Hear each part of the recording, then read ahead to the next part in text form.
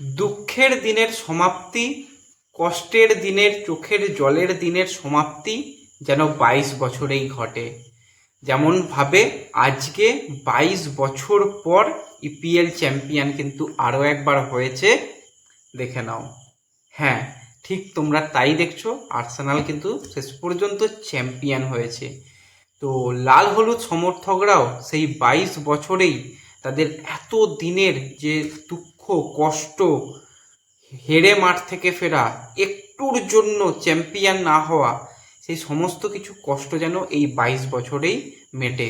22 বছর যেন ইতিহাসে লেখা থাকে।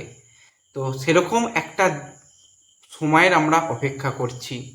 আজকের ভিডিওটা হতে চলেছে এই বছরের, এই ফুটবল মরশুমের শেষ দিনের ভিডিও এবং রাতের শেষ ভিডিও। তো এই ভিডিওটা করতে শুরু করার আগে অনেক কিছু অঙ্ক, অনেক কিছু হিসাব নিকাশ সেগুলোও দেখছিলাম, এবং ফাইনালি আমরা আরও একটা ফুটবল মরশুম এন্ড করতে চলেছি, যেটা আগামীকাল এন্ড হবে। তো দিনের শেষে কারা চ্যাম্পিয়ন, এত কিছু ঘটেছে এই বছরে, এত নাটক, নাটকের পর নাটক, তারপরেও ফাইনাল এমন একটা সময় এসে হচ্ছে যেখানে একই দিনে 4টি খেলা রয়েছে। টোটাল 8টা দল মুখোমুখি হবে, আর 5টা দলের কাছে এখনো পর্যন্ত অঙ্কের বিচারে সুযোগ রয়েছে যে আমরাও চ্যাম্পিয়ন হতে পারি। মানে এর থেকে ভালো কিছু হবে বলে তো মনে হয় না। তো এমন একটা আমরা দিনে এসে দাঁড়িয়েছি। হ্যাঁ, এর আগে আমরা এত দিন ধরে আইএসএলের শিল্ড চ্যাম্পিয়ন, যারা লিগ চ্যাম্পিয়ন হতো তারা শিল্ড চ্যাম্পিয়ন, তারপর cup champion, super six etcetera অনেক কিছু দেখেছি। কিন্তু একটা নতুন ইতিহাসের সাক্ষী হতে যাচ্ছি, যেটা আগামীকাল হবে, এবং একই সময় সন্ধ্যা 7:30 থেকে শুরু হবে টোটাল 4টি ম্যাচ। ইস্টবেঙ্গল, মোহনবাগান, তারা যেরকম কলকাতায় ম্যাচ খেলবে, একইভাবে সেরকম মুম্বাই, পাঞ্জাব, জামশেদপুর তারাও কিন্তু ম্যাচ খেলবে। তো লড়াই যে এখনও শেষ হয়নি কোনো দলের জন্য, প্রত্যেকটা দল জানে। তো প্রথমেই যদি আমরা কথা বলি যে ব্যাক টু ব্যাক চ্যাম্পিয়ন পরপর দুবার হয়েছে, তাদের কাছে এখনও সুযোগ রয়েছে চ্যাম্পিয়ন হওয়ার, অর্থাৎ মোহনবাগান সুপার জায়েন্টের কথা। তো খাতায় কলমে মোহনবাগানের কাছেও সুযোগ রয়েছে চ্যাম্পিয়ন হওয়ার। কিভাবে? ইস্ট বেঙ্গল যদি ম্যাচ ড্র করে বা হেরে যায়, অপরদিকে মোহনবাগান যদি জেতে, শুধু যদি জেতে, সেক্ষেত্রেই কিন্তু মোহনবাগান তারা পয়েন্টের বিচারে সর্বাধিক পয়েন্টে গিয়ে মোহনবাগান চ্যাম্পিয়ন হয়ে যেতে পারবে। এবার ইস্ট বেঙ্গল যদি ম্যাচ জিতে যায়, সেটা 1 গোলের ব্যবধান হলে মোহনবাগানকে সেক্ষেত্রে 7 গোলের ব্যবধানে জিততে হবে। ইস্টবেঙ্গল 2 গোলের ব্যবধানে জিতলে মোহনবাগানকে 8 গোলের ব্যবধানে জিততে হবে। তো মোহনবাগানের কাছেও এখনও যে একদম সুযোগ কিছু নেই সেটা নয়। ইস্টবেঙ্গলের দিকে অবশ্যই তাকিয়ে থাকতে হবে যে ইস্টবেঙ্গল যদি পয়েন্ট নষ্ট করে তাহলে মোহনবাগানের সোনায় সোহাগা, ম্যাচ যেত চ্যাম্পিয়ন, কিন্তু ইস্টবেঙ্গল যদি সর্বাধিক 3 পয়েন্ট আনে তো সেক্ষেত্রে মোহনবাগানের বড় ব্যবধানে জেতা। এটা কিন্তু দুই প্রধানের দুরকম সিনারিও রয়েছে, এবং দুই প্রধান যাদের বিরুদ্ধে খেলবে তাদের বাকি যে অপোনেন্ট দুটো দলই কিন্তু তারা চ্যাম্পিয়নশিপ রাউন্ডে নেই। তো তাদের ওপর চাপ কম, কিন্তু ইস্টবেঙ্গল মোহনবাগানের ওপর চাপ অত্যন্ত রয়েছে। তো আজকে দিমিত্রি পেত্রাতোস, মাঠের রাজা ডিমি, ঘরের ছেলে ডিমি যাকে মোহনবাগান সমর্থকরা বলে, তো সে সাংবাদিকদের মুখোমুখি হয়েছিল এবং তাকে অনেক প্রশ্ন করা হয়। তার মধ্যে তার একটা উত্তর মানে কাঁপিয়ে দিয়ে গেল, যে আর তো একটাই ম্যাচ, নয় সে আরও একবার রাজা হয়ে যাবে, আর তার যে একটা ভালোবাসা ফ্যানেদের প্রতি, তার ভালোবাসা বা ফ্যানরা তাকে যেভাবে ভালোবাসা, সেই ভালোবাসা থেকে যাবে। এবং আর একটা ম্যাচ, সেই ম্যাচের পর হয়তো সে মোহনবাগান সুপার জায়েন্টের জার্সিটা তুলে রাখবে, স্বর্ণাক্ষরে সে তুলে রাখবে। টিমি পেট্রাটোস আলাদা লেভেলের মানুষ। প্রথম যখন কলকাতায় এসেছিল ফার্স্ট সিজন, তখন ডিমি পেট্রাটোসকে আমরা দেখেছিলাম। সেই ডিমি আলাদাই কিছু ডিমি ছিল, বিষাক্ত ডিমি যাকে বলা হয়। সময়ের সাথে সাথে, দিনের সাথে সাথে অফ ফর্ম হয়েছে, কিন্তু তাও ডিমি ভাই মাঠের রাজাই থাকবে। তো ডিমিকে খুব মিস করব।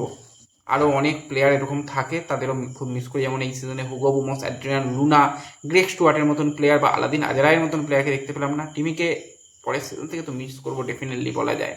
হয়তো সে আর ইন্ডিয়াতে কন্টিনিউ করবে না, সে পুরোপুরি অস্ট্রেলিয়াতে বাকি তার ফুটবল কেরিয়ারটুকু কমপ্লিট করবে।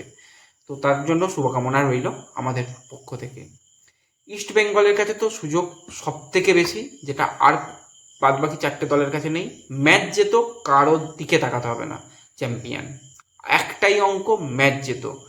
যদি কোনোভাবে ম্যাচ ড্র হয় তো সেক্ষেত্রে অবশ্যই মোহনবাগান যেন ম্যাচ হারে অথবা ড্র করে সেই দিকে ভাবতে হবে, এবং আরও কিছু দলেদের দিকে তাকিয়ে থাকতে হবে। আমরা যদি পয়েন্টস টেবিল নিয়ে কথা বলি, তো পয়েন্টস টেবিলের দিকে তাকালে সেক্ষেত্রে দেখতে হবে যদি ইস্টবেঙ্গল মোহনবাগান দুজনই ড্র করে তো সেক্ষেত্রে এই দুটো দল কিন্তু সর্বাধিক 24 পয়েন্ট পর্যন্ত যাবে। তো সেখানে পাঞ্জাবের ম্যাচ রয়েছে, পাঞ্জাব যদি ম্যাচ জিতে যায় তারা কিন্তু 25 পয়েন্টে নিয়ে চ্যাম্পিয়ন হয়ে যেতে পারে। মুম্বাই যদি ম্যাচ জিতে যায়, মুম্বাইও কিন্তু 25 পয়েন্ট নিয়ে চ্যাম্পিয়ন হয়ে যেতে পারে। জামশেদপুর সর্বাধিক 24 পয়েন্ট পর্যন্ত যেতে পারবে। জামশেদপুরের ক্ষেত্রে ব্যাপারটা এরকমই যে পাঞ্জাব মুম্বাই ম্যাচ যেটা রয়েছে সেই ম্যাচটা ড্র হতে হবে, ইস্ট বেঙ্গল ম্যাচ ড্র হতে হবে, বা ইস্ট বেঙ্গলকে হারতে হবে, ড্র হলে হবে না, ইস্ট বেঙ্গলকেও হারতে হবে, মোহনবাগানকেও হারতে হবে, এবং পাঞ্জাব মুম্বাই ম্যাচ ড্র হতে হবে, এবং জামশেদপুরকে জিততে হবে, তবেই জামশেদপুর চ্যাম্পিয়ন হতে পারবে। হ্যাঁ, অঙ্ক খুব কঠিন, ভীষণ অঙ্ক কঠিন। তো তার মানে বুঝতেই পারছো যে সুযোগ তো রয়েছে, কিন্তু সব থেকে যদি বেস্ট চান্স বলা হয় সেটা ইস্ট বেঙ্গলের কাছে রয়েছে। অস্কার ব্রুজান যেটা আজকে সাংবাদিকদের মুখোমুখি হয়ে জানিয়েছে যে আজকে আমি খুব শান্তির ঘুম ঘুমাবো, কারণ দল খারাপ খেললে তো সেক্ষেত্রে কিন্তু অনেক পরীক্ষা নিরীক্ষা, অনেক কিছু ট্যাকটিক্স চেঞ্জ করতে হয়। আমাদের দলের ক্ষেত্রে এই ম্যাচটার কতটা গুরুত্ব প্রত্যেকটা প্লেয়ার জানে। প্রত্যেকটা প্লেয়ার নিজেদের 100% নয়, তাদের 200% মাঠে দেওয়ার চেষ্টা করবে। এবং আমি এখনই চ্যাম্পিয়ন হয়ে গেছি বা চ্যাম্পিয়ন হচ্ছি এটা ধরে এগোনোর কোনো জায়গা নেই, কারণ ইন্টারকাসি যা সিজন এবছর কাটিয়েছে তারা মোহনবাগানের মতন দলের চোখে চোখ রেখে লড়াই করে তাদের আটকে দিয়েছে। তো কাজ অত্যন্ত কঠিন। তাদের দলে এক্সপিরিয়েন্স কিছু প্লেয়ার রয়েছে যারা আগে ইস্ট বেঙ্গলে খেলে গেছে, লাইক সুমিত পাসি, নিশু কুমারের মতন প্লেয়াররা। কোর ইন্ডিয়ান দলের প্লেয়াররা খুব গতিশীল প্লেয়ার এবং বিদেশি প্লেয়ারদেরও প্রশংসা করেছে। তো সব মিলিয়ে ইন্টারকাসিকে সমীহ করছে এবং ম্যাচটা জেতার জন্য প্রথম থেকেই ইস্টবেঙ্গল অল আউট যাবে সেটুকু বোঝা যাচ্ছে। এবং কিছু প্লেয়ারদের যাদের পাচ্ছে না তাদেরকেও অস্কার মিস করছে, কিন্তু পুরো টিম যেভাবে ঘুরে দাঁড়িয়েছে তার প্রশংসা অস্কার করেছে। চ্যাম্পিয়নশিপ নিয়ে, সেলিব্রেশন নিয়ে কোনো কিছু ভাবছে না, ম্যাচ জিততে হবে, জেতা ছাড়া কোনো উপায় নেই, অস্কার জানিয়ে গেছে। তো সেক্ষেত্রে যারা মাঠে কালকে যেতে পারছো, গিয়ে টিমকে ফুল লেভেলে সাপোর্ট করো, যে টিমকে দেখাও যে হ্যাঁ তোমরা টিমটাকে কী লেভেলের ভালোবাসো।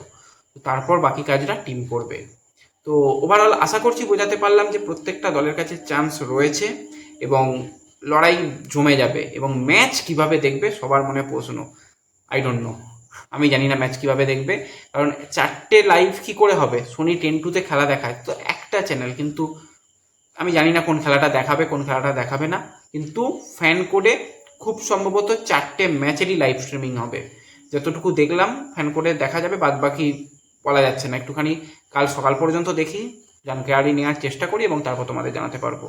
যারা চ্যানেলে এসেছো প্লিজ সাবস্ক্রাইব করে রেখো। যারা সোশ্যাল মিডিয়া পেজ ফলো করোনি, Facebook page, WhatsApp channel, Telegram channel এবং আমাদের ডিজিটাল গ্রাম অর্থাৎ ইনস্টাগ্রামটাও ফলো করে নিও। দেখা হবে পরবর্তী ভিডিওতে।